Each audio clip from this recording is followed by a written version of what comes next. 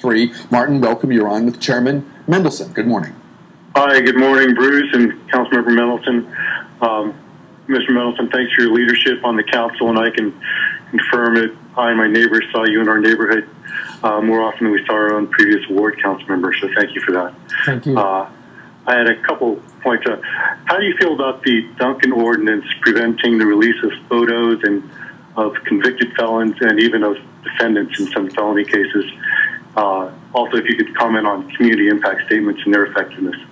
I don't think the Duncan Ordinance prevents the release of photos. That's the issue with photos deals with confidentiality of juvenile records, and that's something that we're still working with, trying to find the right balance. The Duncan Ordinance goes back to the 1960s, and it deals with the fact that in the 60s, if you remember, there were a lot of protests, and a lot of people got arrested for civil disobedience or for exercising a First Amendment right, and the commissioners of the district at that time, this is pre-home rule, felt that that should not, that arrest record should not be public and therefore interfere with a person's ability to get work. And there have been some adjustments to that over time.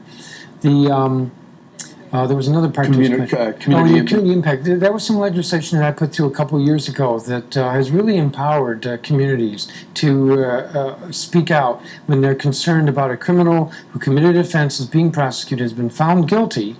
And this is a criminal that's known to the community. The community can submit an impact statement to the judge prior to sentencing. This is a bad person, and this person, Judge, you need to understand that he's been breaking into cars for the last 20 years. Mm-hmm. There was a situation of that recently. It's really empowered the communities, which is, I'm surprised at how successful that's been.